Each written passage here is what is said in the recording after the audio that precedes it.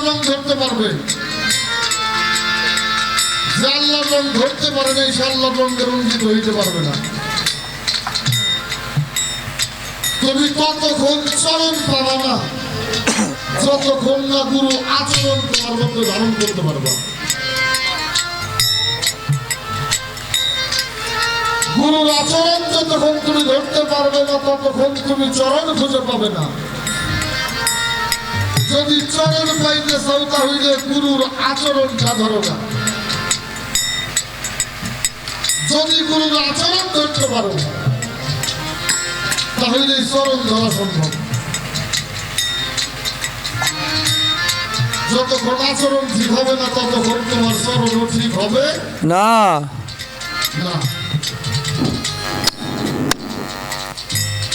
রাঙ্গা চরণ, উভয় চরণ, যুগল চরণ, শ্রী চরণ, শীতল চরণ,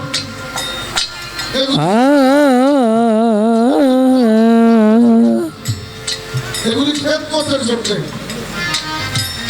যদি গুরু খেদমতে সন্তুষ্ট হয় তোমার উপরে দয়া করবে নাকি? তোমার খেদমতে গুরু সন্তুষ্ট হইলে তোমার গুরু তোমাকে দয়া করবে। আর যখন গুরু রং তুমি ধরতে পারবে তখন তুমি চরণ পাবে। আর এই চরণটাই হইল গুরুর আচরণ। গুরুর আচরণ যিনি ধরে উনি গুরুর রঙে রঞ্জিত হয়ে যায়। আর যিনি গুরুর রঙে রঞ্জিত হয়ে যায় তার অধীন হয়ে যায় মুর্শিদ। কেমনে অধীন হয়? আজকে আমরা আশির চন্দ্রের দরবার আসছি কি? আরে ওনারা অনেক ভক্তবৃন্দ আছে, আছে না? আছে আছে। চারটা ছেলের মধ্যে যদি একটা ছেলের গুণাগুণ আশির চন্দ্রের মতো না হয় তাহলে আমরা এক বাক্যে বলবো যে আশির চন্দ্র সবাইকে ভালো মানুষ ছিল, তার চারটা ছেলে একটাও মানুষ হয়নি। কথা হবে কিনা? হবে হবে। আর এই চারটা সন্তানের মধ্যে যদি গুণাগুণ আশির চন্দ্রের মতো হয় মানুষ এক বাক্যে বলবে আশির চন্দ্রের যেমন স্বভাব যেমন আচরণ ছিল তার এই ছেলেটার আচরণও ঠিক তাই। তাহলে যে আমার আশির চন্দ্রের আচরণ ধরছে সে আমার আশির চন্দ্রে ধরছে। আর যিনি আশির চন্দ্রে ধরছে তার দেখলে আশির চন্দ্রের কথা মনে হয়। যদি কোনো ভক্ত আশির চন্দ্রের গুণ ধরতে পারে, রং ধরতে পারে, তার দেখলে আশির চন্দ্রের কথা মনে হয়। আর ভক্ত হয়ে যদি গুরু গুণ না ধরতে পারে তাহলে তোমার ধরার চাইতে না ধরাই ভালো ছিল। এই জন্য গুরু আচরণ ধরোটা এইটাই চরণ, এইটা যার ধরা হয়েছে তারই গুরু ধরা হয়েছে।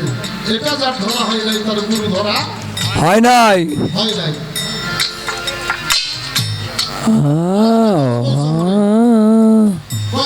পৃথিবীতে এই 18,000 মধ্যে যত জীব আছে কোন জীবের যৌবন নষ্ট হয় না, একমাত্র সর্বশ্রেষ্ঠ জীব মানুষের যৌবন নষ্ট হয়। এটা ভুল বাবা। যিনি মানুষ তার কখনো যৌবন নষ্ট হয় না। অমানুষ যারা বেহুশ এদের হয় যৌবন নষ্ট। হ্যাঁ ঠিক। এই জায়গায় দাঁড়িয়ে মাতাল কবির আধ্যাত্মিক লিখেছেন বনের পশু গরু ছাগলে বছরে 2-1 দিন মিলে তুই দেখি মানুষ কুলের মানই রাখলি না।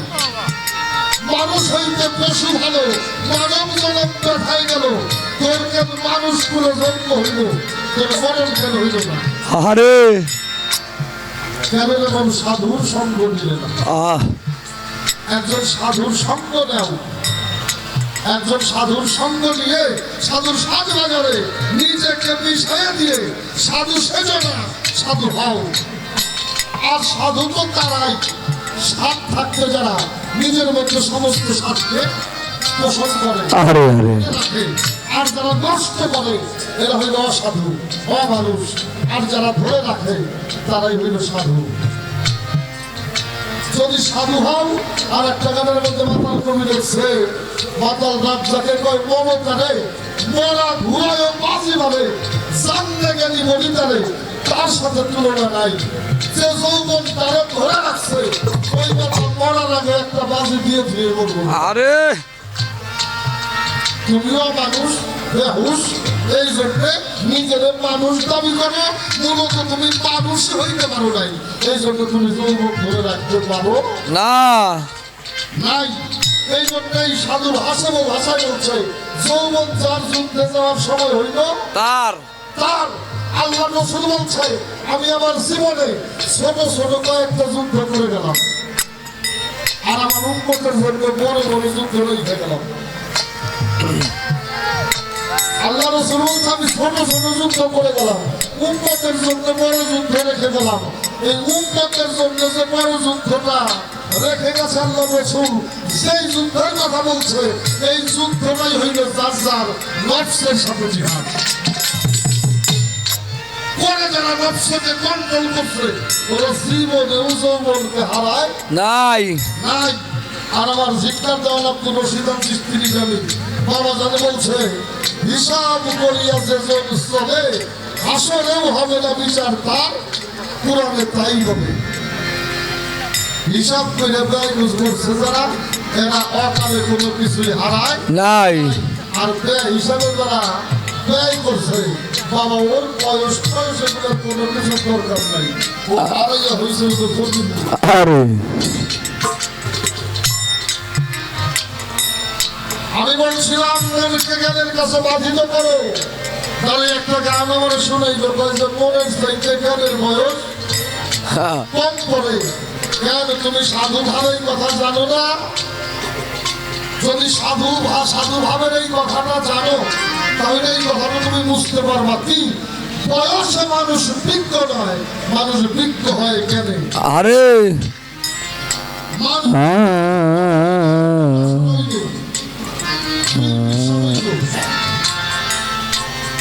তাহলে আমাদের দেশে সবচেয়ে বড় বড় বিশ্ববিদ্যালয় তো হাতি। আরে হাতির চাইতে মোটা কোনো জানোয়ার আছে? না না না না আর চুল পাকলে যদি বিশ্ববিদ্যালয় হইতে ভেড়া, ওর জন্য থেকে সারা সাদা। এই জন্যে বয়সে মানুষ জ্ঞানী হয় না, মানুষ জ্ঞানী হয় তার জ্ঞানে। মন তাগ আসছে, আপনি যখন আসছেন তখন আপনার মনটাও আসছে, মন আসছে, পরে আসছে হলো জ্ঞান।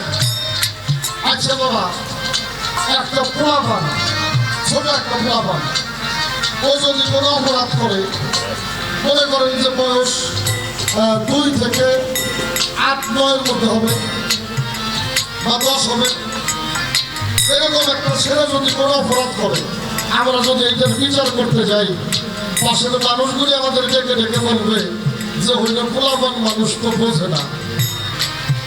কথাটা বলবে কিনা? বলবে। ওর মধ্যে মন ছিল না? ছিল ছিল ওর মধ্যে তো মন ছিল, তারপরেও মানুষ বলবে ও বোঝে না।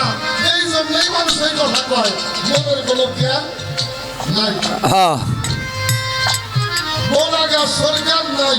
আর এই মানুষটার বয়সী যখন 13, 14, 15, 20 হয়ে যাবে, এই মানুষটা যদি কোনো অপরাধ করে, মানুষ স্পষ্ট ভাবে বলবে, তুই যে অপরাধটা করলি আল্লাহ করে জ্ঞান দেয় নাই।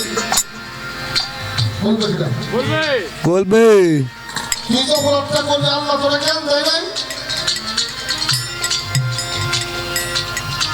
বাবা, জ্ঞানটা পরে আসছে, যদিও বয়সের হিসাব করো না, নিজেকে জ্ঞানে পরিপূর্ণ করো, তুমি মানুষ। তুমি মানুষ। আর যদি নিজের মধ্যে জ্ঞান প্রতিষ্ঠা করতে না পারো, তাহলে তুমি ভুল হইলেও মানুষ, তাহলে তুমি ভুল হইলেও মানুষ। এই জন্য বয়সের চিন্তা করা যাবে না, চিন্তা করতে হবে কর্মে। কর্মে যার বড় ব্যক্তি হইলে সে বড় কি? আরে কর্ম যার বড় ব্যক্তি সে বড়, যার কর্ম বড় না সে কখনো বড় মানুষ হইতে পারে না না। আচ্ছা, বুঝলে খুন খুঁজে মানুষের বিচার আদালতে বসে 40 বছরের হাকিম করে না? করে করে করে হ্যাঁ করে। তাহলে 60 বছরের মানুষের বিচার তো 40 বছরের মানুষ করে। হ্যাঁ, যিনি 60 বছর বয়সে কাঠগড়ায় দাঁড়িয়েছে, ওই মানুষটা অপরাধী। আর যিনি বিচার আসনে বসছে যদিও বয়স 40, ও হইল বিচারক, ও হইল মনের অধীন হয়ে পাপ করছে, আর হইল জ্ঞান দিয়ে বিচার করবে। তাই করবে কিনা? করবে করবে। তাহলে বাবা কর্মে বড় হও, তোমার প্রকাশ হবে। খালি বয়সে তুই রইলে 5 পয়সারও লাভ নাই। এই জন্য বয়স দেবে না, তুমি তোমার কর্মকে ধরে দেবো। তাহলে জ্ঞান কালে বুঝা সম্ভব। জ্ঞান আসছে কালেমার ভেদ বুঝাও করে, কালেমার কি ভেদ তুমি বুঝবা। লা ইলাহা ইল্লাল্লাহ মুহাম্মাদু রাসূলুল্লাহ, আল্লাহ ছাড়া কোনো মাবুদ নাই, রাসূল তার প্রেরিত পুরুষ। এই তো কালেমা। এখন তুমি ভেদ বুঝতে চাও, লা ইলাহা ইল্লাল্লাহ মুহাম্মাদু রাসূলুল্লাহ 12 24 হরফ। এই 24 হরফ দিয়ে আমাদের কুষ্টেউনি বাড়ি দায়রা পাক মনসুর সভা সেন্ট্রাল কোরআন গ্রন্থের মধ্যে 8 করছে মানুষ, 8 করছে মানুষ। তার নিচে দেখছে এই কালেমা চলতে পারে, বলতে পারে, খাইতে পারে, শুনতে পারে, ঘুমাইতে পারে। কালেমা অন্যত্র কোনো কিছু না, কালেমা জীবন্ত একটা মানুষ। আরে কালেমার মধ্যে আছে কি? আল্লাহ, রসুল, তাই তো? হ্যাঁ আল্লাহ, রসুল আর কোরআন শরীফের প্রথম সূরা হইল, আমরা কই সূরা ফাতিহা, তাই না? হ্যাঁ এটা হইল উম্মুল সূরা, এটা হইল কোরআনের জননী। প্রথম সূরা হইল বাকারা, বাকারার প্রথম নাম্বার আয়াত হইল আলিফ লাম মিম। আল্লাহ বলছে এর ভেদ তত্ত্ব। যারা তাফসীর করেন তারা বলছেন যে ভেদ এটা একমাত্র আল্লাহই ভালো জানে। তবে সুফি দর্শনে বলা হয়েছে আলিফে হইল আল্লাহ, আর মিমে হইল মুহাম্মদ, আর লামে হইল আদম। আদম। এই সময় বর্তমান সময় যদি কেউ আল্লাহকে পাইতে চায়, রসুলকে পাইতে চায়, একমাত্র মানুষ ছাড়া কোনো জায়গায় খুঁজে পাওয়া সম্ভব না। ধর্মের জিলালন ফকির বলছে মানুষ বলিলে শোনার মানুষ হলি। আর আমাদের রফি সরকার লেখছে পাগল বলে বাটি জলে বলছি জলে বা বলছি জলে বা এই মানুষ